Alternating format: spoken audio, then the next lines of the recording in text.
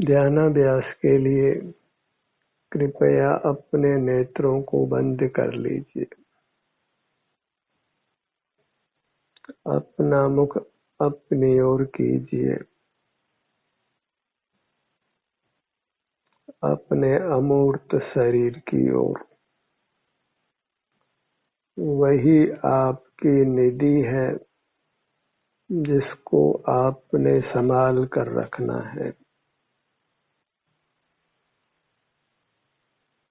इसी का संवेदन करते हुए रहना है। इसी का संवेदन आनंददाता है, क्योंकि यह अपना अमूर्त शरीर ही आनंद स्वरूप है। ये नित्य है, सदा ही उपलब्ध है। संयोगों की ही अनित्यता है। आज उनका संयोग हुआ है और फिर उनका निश्चित वियोग होने वाला है। पर अपनी मूरत तो आप ही है। इसका कभी संयोग नहीं, कभी वियोग नहीं। इसलिए इसका आश्रय कर सदा सुखी रह सकते हैं।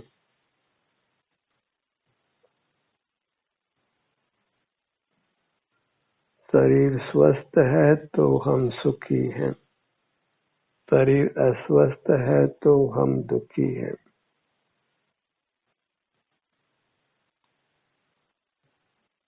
स्वस्थ शरीर ही सुखदाता है।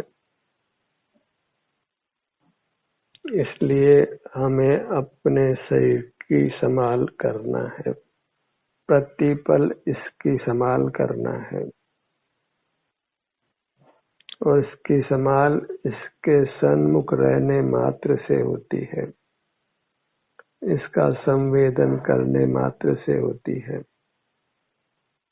इसमें जो भी सुख दुख की दशा है उसी का हम संवेदन करें तो इसकी संभाल रहती है। ये हमको सुख देता है और इसकी संभाल नहीं करें, इसकी दृष्टि नहीं करें, इसका संवेदन नहीं करें और भय लक्ष्य में मूर्त पदार्थों को ही देखते जानते रहें, उन्हीं को नाना प्रकार से उपयोग में लें, तो हमारा ये अमूल्य शरीर है, यह अस्वस्थ होता है और हमें दुख का अनुभव कराता है।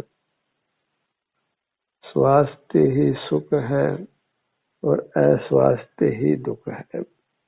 स्वास्थ्य की रक्षा करना धर्म है और स्वास्थ्य की रक्षा नहीं कर स्वास्थ्य को नष्ट करना वह अधर्म है। धर्म अधर्म की यही व्याख्या सही है। हमारी चर्या ऐसी हो जिससे हम स्वस्थ रहे, वह चर्या ही चारित्र है। और जिस चर्या से हमारा शरीर अस्वस्थ होता है वही पाप है, अपराध है, अधर्म है। शरीर के घात को ही हिंसा कहते हैं। वही बड़ा पाप है और शरीर की रक्षा करने को ही अहिंसा कहते हैं, जो परम धर्म है। अहिंसा परमो धर्म है।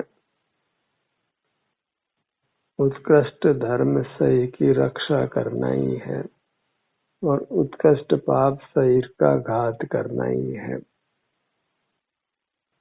जो भी चर्या हमारे स्वास्थ्य को नष्ट करती हो, स्वास्थ्य का घात करती हो, वह सर्व ही चर्या अधर्म है, पाप है।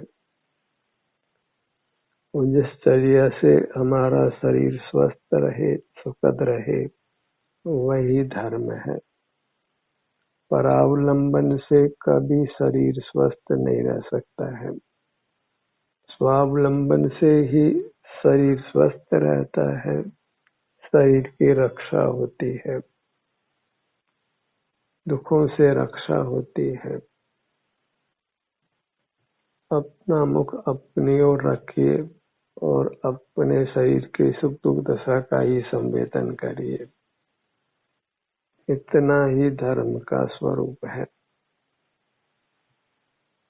और ये कार्य अत्यंत गुप्त है, इसलिए लोक में इसकी प्रसिद्धि नहीं होती है।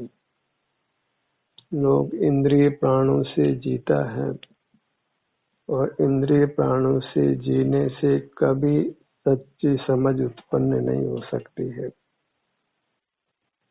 सच्ची समझ तभी उत्पन्न होती है जब जीव अपने से युक्त होकर अपने शारीरिक सुख दुख को भोगता है।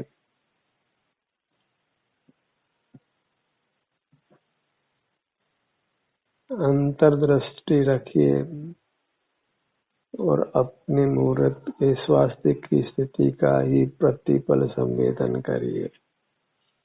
एक पल भी इसके संवेदन के बिना रहना योग्य नहीं है। पल पल अपने शरीर की उपेक्षा करके ही हम नाना दुख भोग रहे हैं।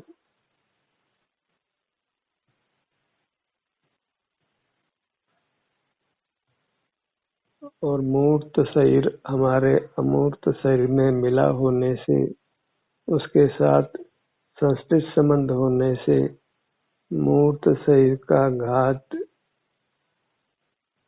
हिंसा है और उसकी रक्षा करना अहिंसा है, धर्म है। मूर्त शरीर के घात से अमूर्त शरीर का घात भी होता है। मूर्त शरीर की रक्षा से अमूर्त शरीर की रक्षा भी होती है। इसलिए प्रायोगिक स्तर पर दोनों का कथनचित एकत्व भी है।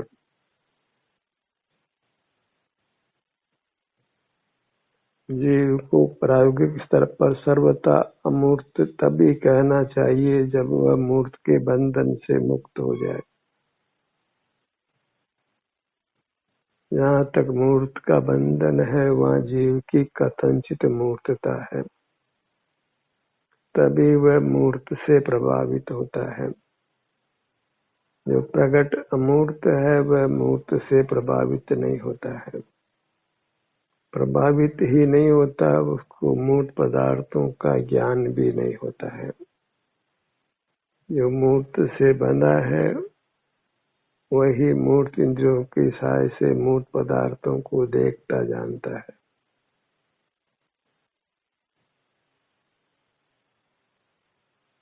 तो शरीर नाम से किसी को एलर्जी है तो उस एलर्जी को मिटाना चाहिए, अन्यथा तो संसार की अनंतता है। जीव का अपना मूर्त शरीर है और वह स्वयं का अनुभव शरीर के रूप में ही करता है।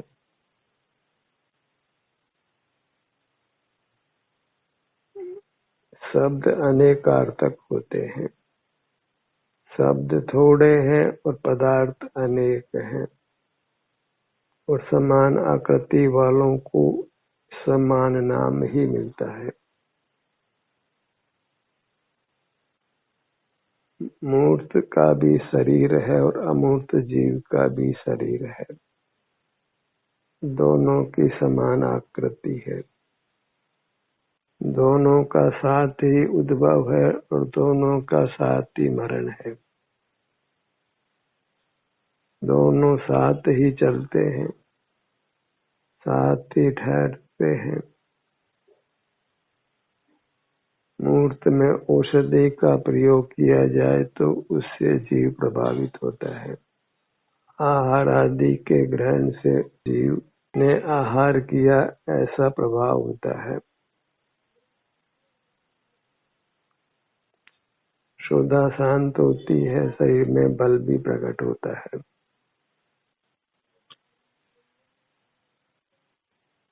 हमें ध्यान के प्रयोजन से शरीर की रुचि करना है।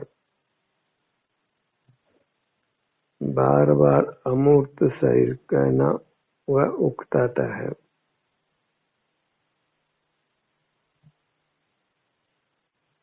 कोई भी व्यवहार में ऐसा नहीं कहता है कि मेरे अमूर्त हाथ में दर्द है, अमूर्त शरीर में दर्द है, अमूर्त सिर में दर्द है, अमूर्त हाथ में आराम है। व्यवहार ऐसा ही है कि मेरे हाथ में दर्द है, मेरे पैर में दर्द है। ये मूर्त अमूर्त का विशेषण व्यवहार में नहीं होता है। तो फिर वह मोक्ष मार्ग में ही क्यों हो। इसलिए हम निर्देश करते हैं तो यही करते हैं कि अपने शरीर का संवेदन करिए। और वहाँ प्रयोजन बस हमको ये समझ लेना चाहिए कि ये अमूर्त शरीर के संवेदन के लिए कहा जा रहा है।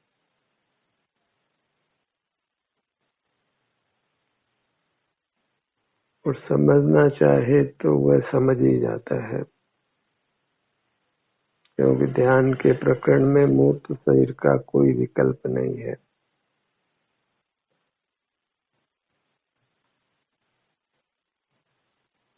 अपने ध्यान को अपने मुखमंडल पर लाइए।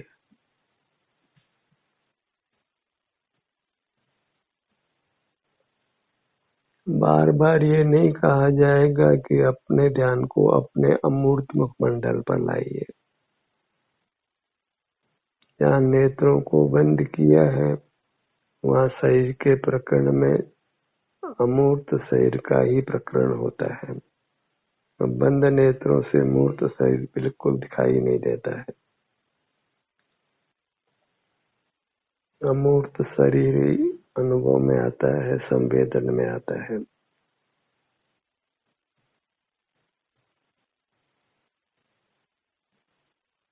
जब जब अपना ध्यान अंगों पर लाने के लिए कहा जाए तो वहाँ यह गर्भित ही है कि सारी चर्चा अमूर्त अंगोपांगों की है।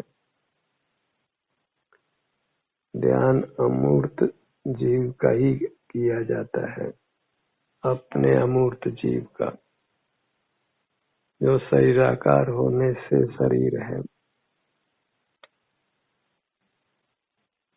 सोने का कंगन बनाया जाए तो उसको फिर कंगन कहते हैं, बार बार सोने का कंगन नहीं कहते हैं। हार बनाया जाए तो उसको हार ही कहते हैं, बार बार सोने का हार नहीं कहा जाता है। प्राय शरीर के अर्थ में मूर्त शरीर को ही ग्रहण किया जाता है, जबकि मोक्ष मार्ग के प्रकरण में शरीर शब्द से अपना अमूर्त शरीर का ग्रहण करना चाहिए। मोक्ष मार्ग में पर की चर्चा वार्ता नहीं है, सारी चर्चा वार्ता अपने अमूर्त शरीर की है।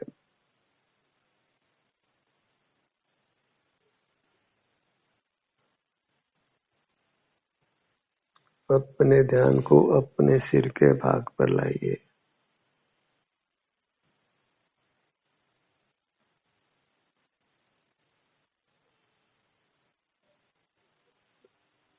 अपने किसी भी भाग का आश्रय कर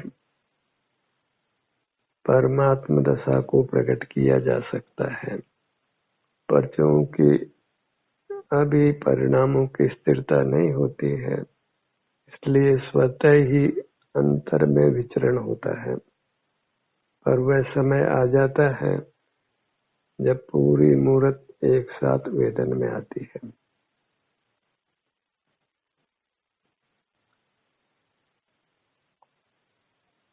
अपने ध्यान को अपने ललाट भाग पर लाइए।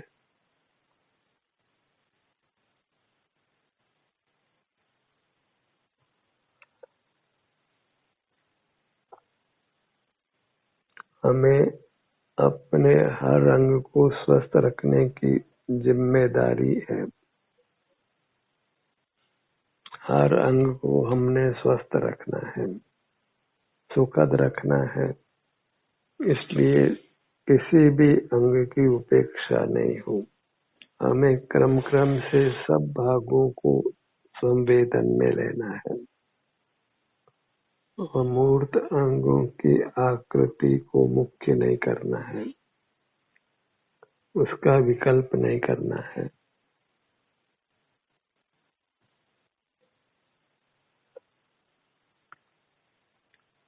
दोनों नेत्र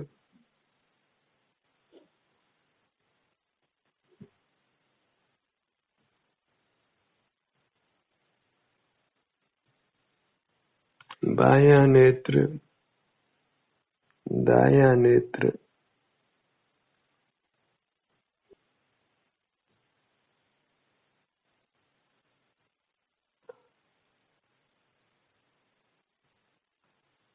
किसी भी भाग को उपेक्षित नहीं करना है। पूरी मूरत आराध्य है।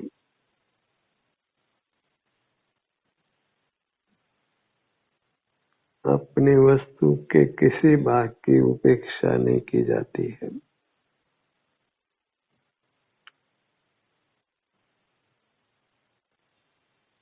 भाग और भागवान की अभेदता है। जैसे हमारे बालक का हाथ भी बालक ही है, उसका पैर भी बालक ही है। हम अपने बालक के किसी अंग की उपेक्षा नहीं कर सकते हैं। इसी प्रकार अपने अमूर्त शरीर के किसी अंग की, किसी भाग की उपेक्षा नहीं कर सकते हैं।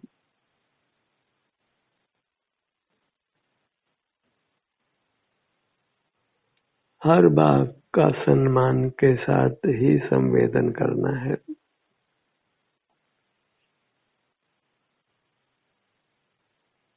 कोई हमारा असम्मान करे तो उसकी उपेक्षा करनी है।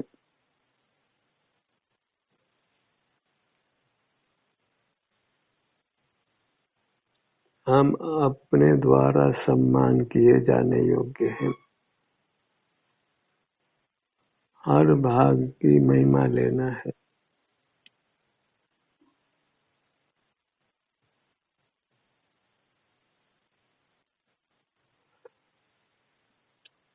ललाट का भाग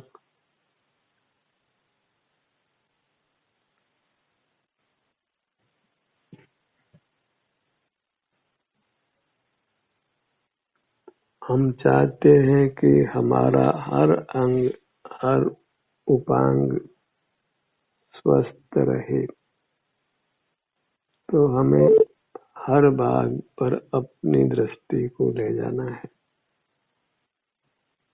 हर भाग का संवेदन करना है। पूरी मूर्त को थोड़े थोड़े प्रदेशों से ही अनुभव में लेना है।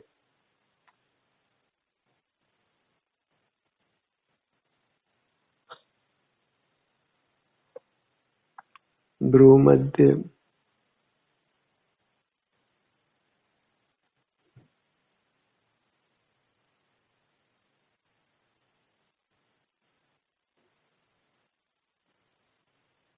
जहाँ पर्याय बदलती हो वही अनित्यता भाषित होती है,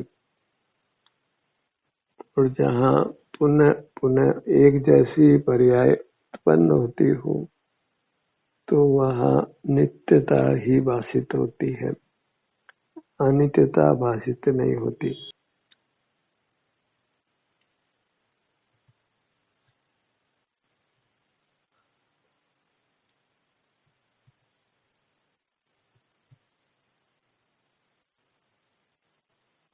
आज तक किसी जीव ने मरण का अनुभव नहीं किया है, क्योंकि वह वास्तव में मरा ही नहीं है।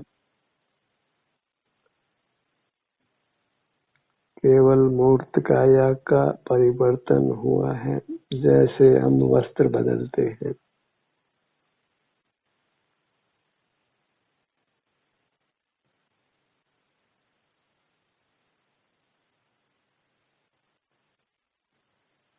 कुछ स्मरण नहीं करना है, केवल अपने स्वास्थ्य की स्थिति को ही निर्विकल्प रूप से भोग लेना है, मौन रहकर भोग लेना है।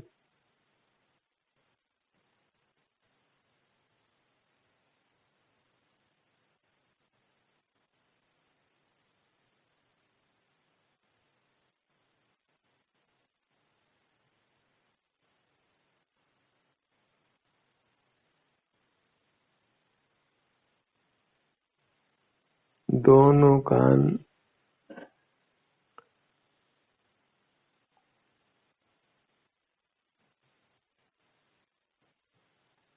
पल भर की भी अपने शरीर की उपेक्षा, उसकी विमुखता हमको घोर दुख में डाल सकती है, दीर्घ काल तक दुख में रख सकती है।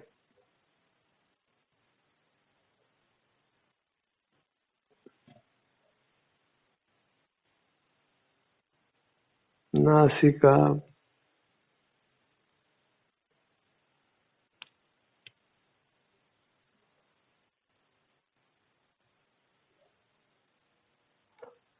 दोनों होठ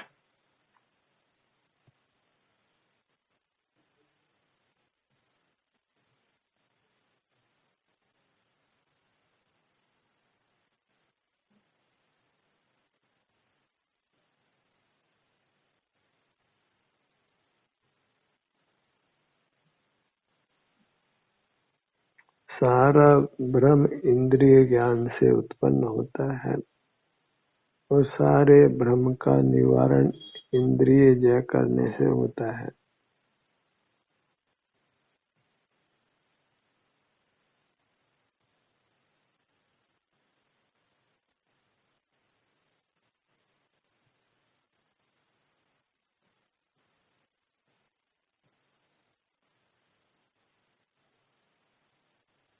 दोनों होठों का भाग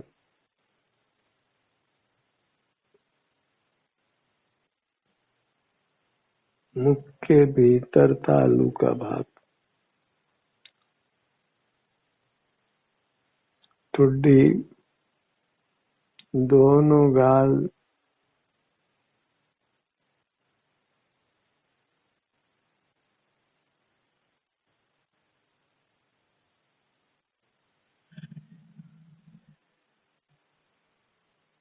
सीने का भाग, हृदय स्थान, पेट का भाग,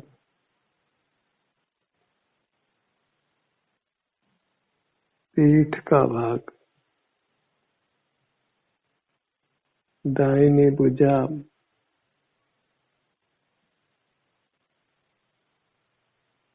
हथेली, अपने सन्मुख होने से जो निर्विकल्पता होती है, शांति होती है, उसको भली प्रकार पहचानिए और फिर उसी का निरंतर संवेदन करना है।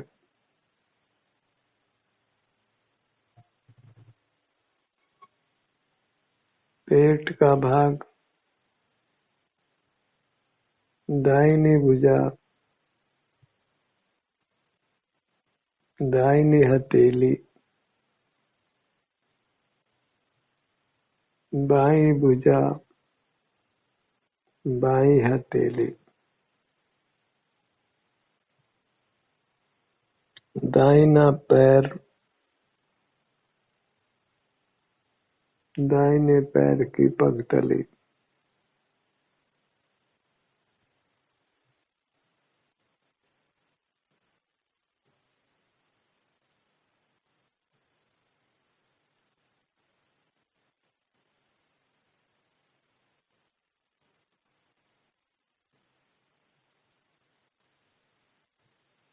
दोनों भुजाएं, दोनों पैर, अपना पूरा अमूर्त शरीर। पल पल इसी के सन्मुख रहना है, दृष्टि इसी की ओर रहे, इसी में जो सुख दुख की दशा है उसका ही संवेदन हो।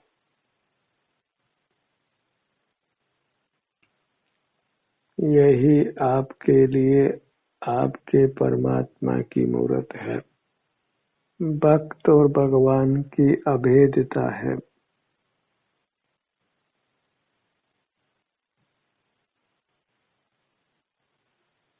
ऐसे अभेद रूप अपने अमूर्त शरीर की ही संवेदना कीजिए।